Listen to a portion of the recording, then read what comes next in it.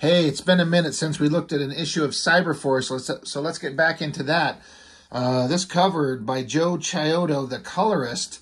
I feel like, I could be wrong, maybe some of you know that there was I feel like this is a Mark Silvestri drawing and then Chiodo painted over it, but I also feel like there was like a non-painted version of this where it's just Silvestri's like regular artwork. I could be wrong, I might be imagining that.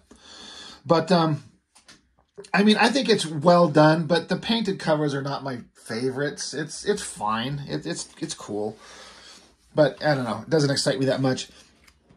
Cyberforce, as I think about it, I've done several Wildstorm universe books. You know, Backlash, and I'm always doing Wildcats. And I am talking about often in the Wildstorm books how they had a distinctive feel and kind of an in-universe vibe with the characters and the villains and everything, and how it just really didn't interest me. It was kind of boring, and it was not that fascinating at all. Cyberforce had a similar vibe, but for some reason the in-universe kind of characters and villains and heroes and all that stuff, it just was a little more interesting to me. It was equally as kind of brain dead, I have to say, especially in their first year or two. Both the Wildcats books and Cyberforce books, later on in their life, when other writers took them over, became much more interesting. I've talked about that at length with Wildcats, how they got James Robinson and then Alan Moore and then Joe Casey, I believe. And then I'm sorry, I can't remember the name of the guy who ends up taking over the writing on Cyberforce. We'll get to it eventually because I definitely want to look at him. But a different writer took over and David Finch took over drawing. And the book suddenly had like a specific direction that was interesting. We're just not there yet. So as is the case, we're kind of mostly just here for Silvestri's artwork. I mean, he draws incredible visuals of dynamic superheroic dudes, and he draws the hottest girls you've ever seen most of the time. Great explosions, great technical details. He's fantastic. The early 90s Image Comics version of Mark Silvestri is not my favorite, but he's always good. Mark Silvestri pencils, Eric Silvestri plot, script, Scott Williams on inks.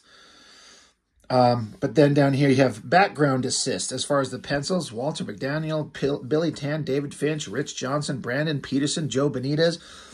So a whole slew of people doing background assists. And so I always wonder, does that mean someone else drew this boat?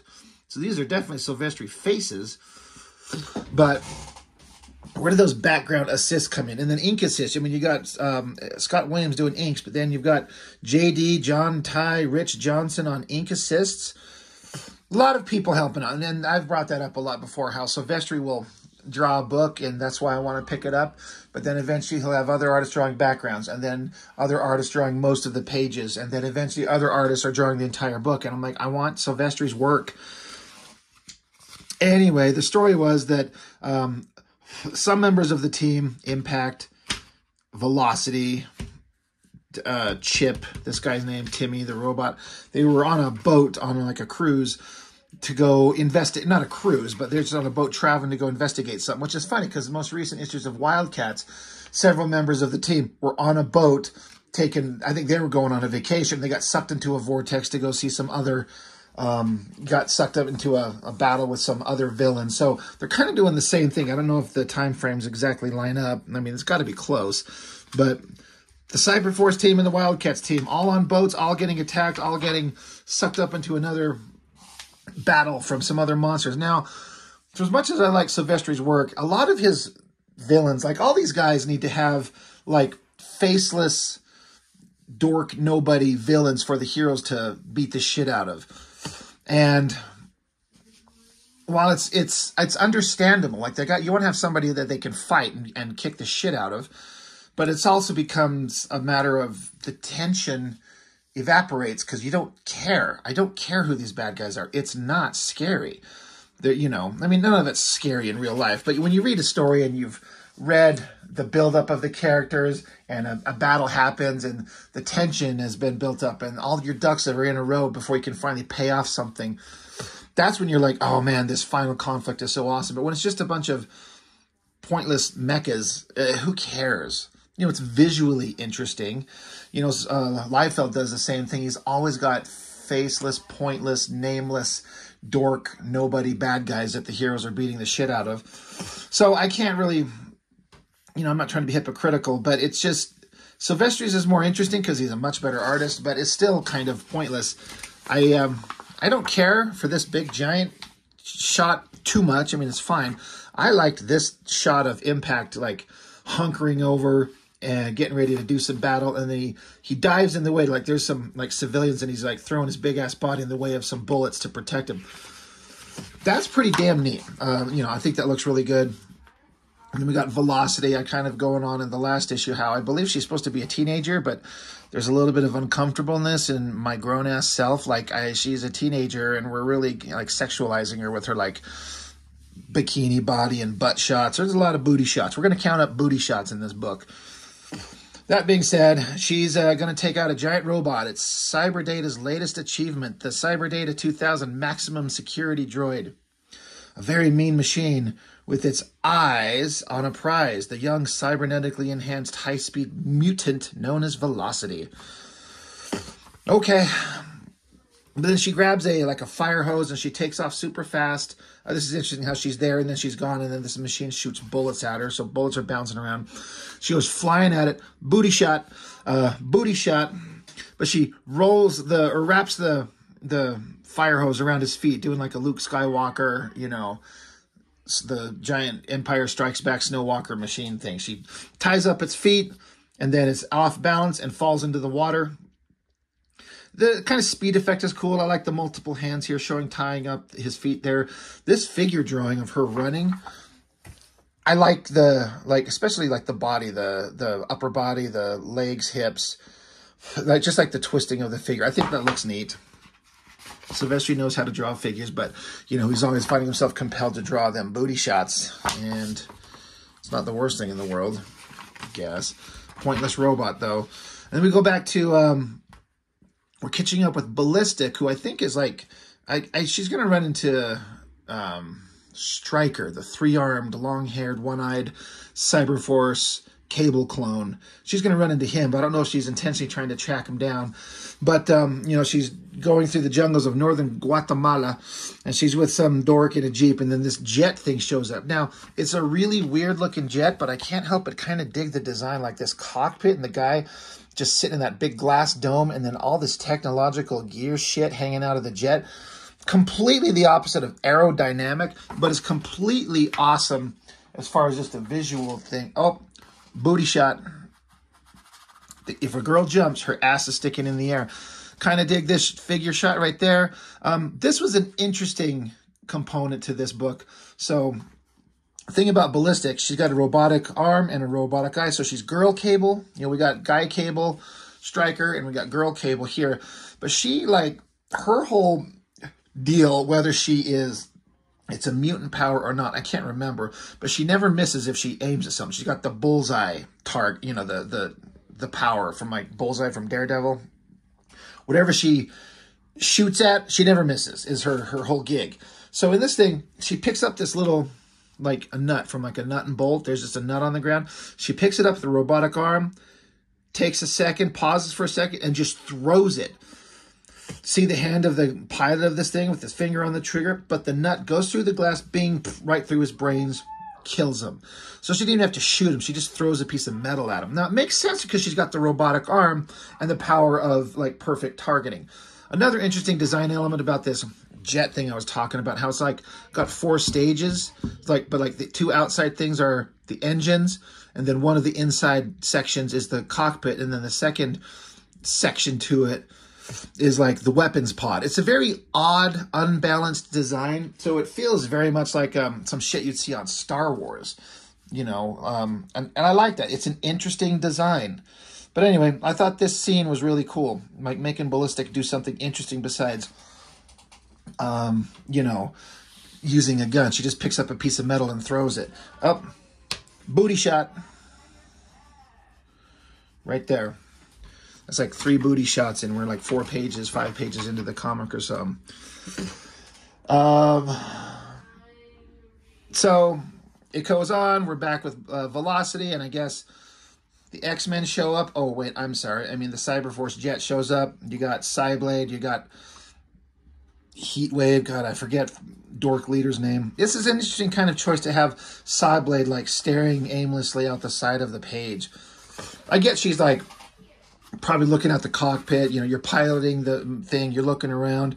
It's just kind of a weird compositional thing to have her head right up against the border of the page, staring off into nowhere. We cut back over here. We got Stryker, you know, Cyberforce Cable. He's all tied up. Now, this is a story point that I think some people forget. I seem to remember hearing some people talking about they couldn't remember if Stryker originally had 3 human flesh arms or if his 3 robotic arms or were just like attachments thrown onto him because whatever. Well, here it's showing him going through like these bad guys that have him chained up. They're like going into his memory and having him relive this horrible accident he was in. Here he is as just like a human mercenary guy. He's got 3 arms, so he's a mutant is the thing. That's the thing with Cyberforce, is that they're mutants and then they have these cybernetic components added to them to like enhance the mutations that they have. So at some point, Stryker here, he's in this jungle, he's in this battle, there he is with his 3 arms, he gets blown up, and you see these weird like gremlins adding robotic arms to him. So, you know, and not that it was ever a question to me, it was never a question, but there's been 1 or 2 people I've ran into the online specifically that were like, did he have 3 flesh human arms? Yes, he did. It's right here. That's a pretty cool shot of him chained up. The 90s era long hair is kind of silly, but, you know, Silvestri's always going to draw an awesome big muscular figure. We're back with Ballistic and the dork that she was with. They're talking about this plan they're going to do, and Ballistic happens to look out the window, and she spots Ripclaw. She's like, oh, we might actually have some help. He doesn't know we're here, but I just spotted some muscle. She says, lots of muscle. I'm going to be a complete and utter nerd here for a second and go off on a microscopic like thought. I love, first off, that shot of Velocity, her face. You know, it's not the best face he's ever drawn, but it's pretty good. But I looked at that and I've always thought that she looked like somebody. And a long time ago it occurred to me, if you ever watched Star Trek, The Next Generation, there was a character at the first season, Tasha Yar. She got killed, but in later seasons they ran into her sister, who has ended up not being a good guy. She's kind of a bad guy. But this drawing looks exactly like that actress in that TV episode, that one episode she was in, where she played Tasha Yar's sister.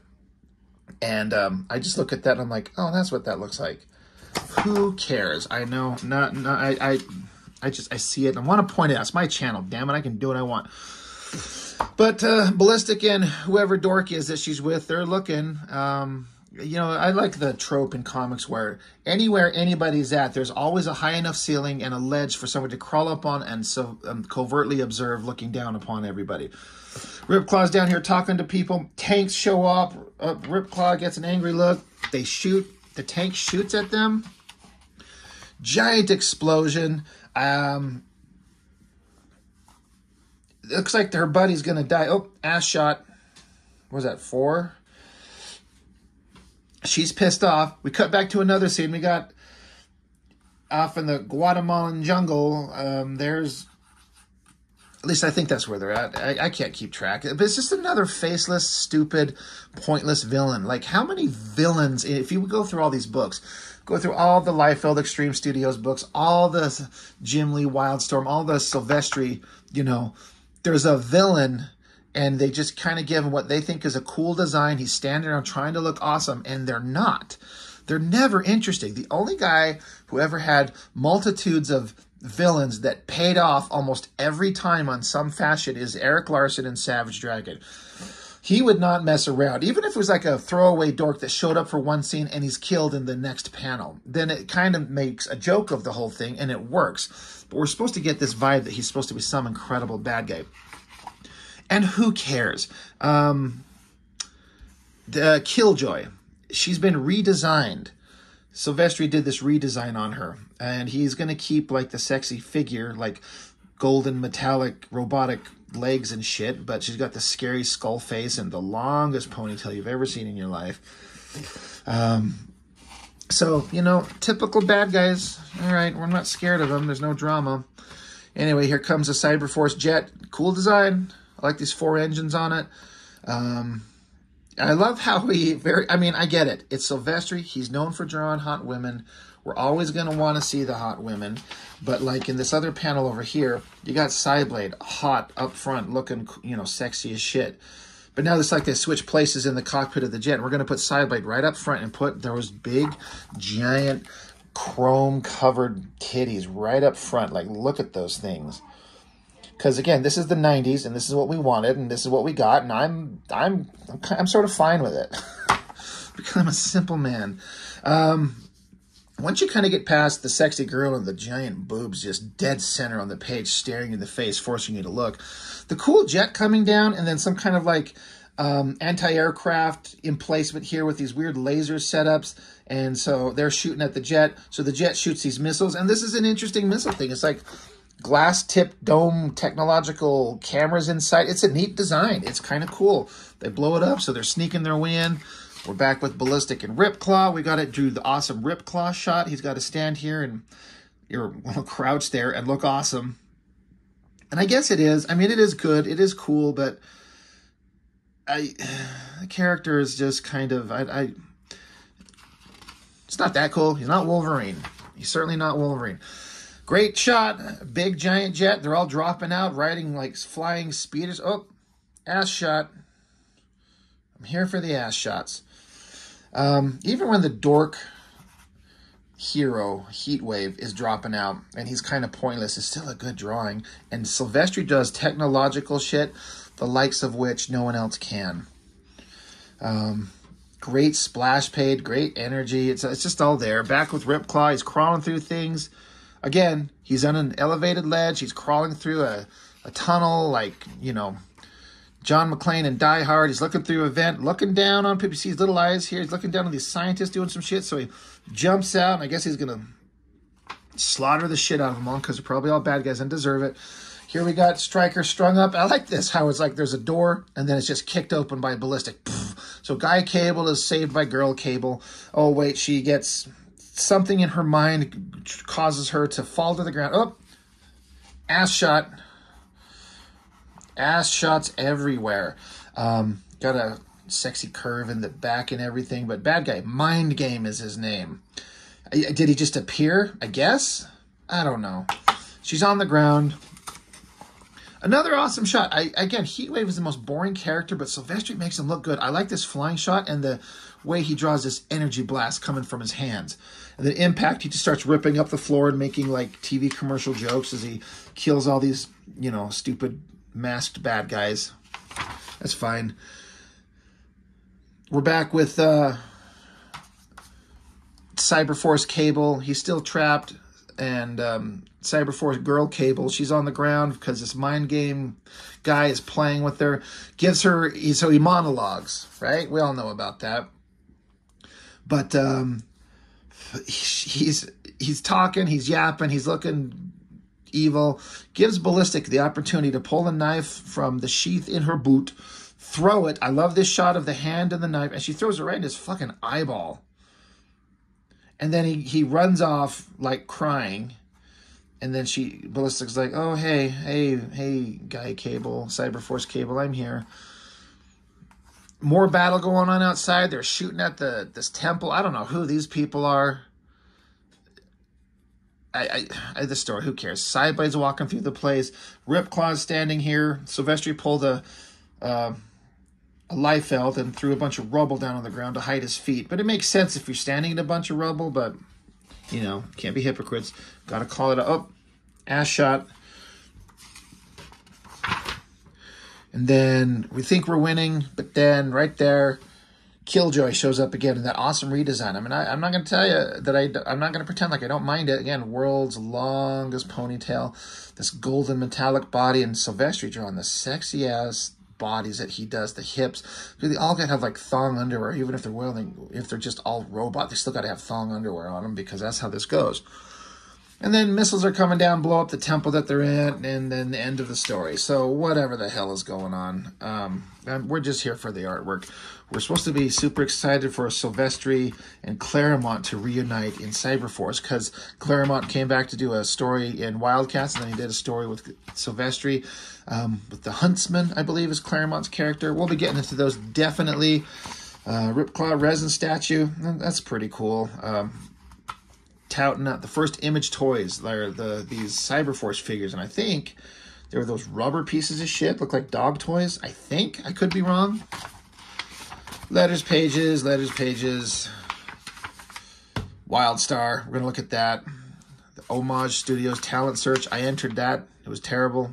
One of these days I'll find those pages and I'll show them. A Jay Lee. Cyblade. I know I've looked at this before because I talked about that insane coloring on her body. That's crazy. It looks good. It looks really cool because it's Jay Lee and everything he does looks cool. But that's it, you know. Cyberforce. It's always kind of fun. I mean, some of you kind of call me out a little bit for like, why are you being so negative? Why do you dislike these things? And I don't dislike this one, but it has all the same kind of vibes as the Wildstorm stuff that just bored me to tears. It's the same thing, but for some reason the Cyberforce stuff was just a little more interesting to me. It just is. It's just how it works for me. So it's kind of pointless, kind of soulless. We're here for the artwork because Silvestri's a badass. But that's it. Cyberforce number 6. Thank you for joining me. See you on the next one.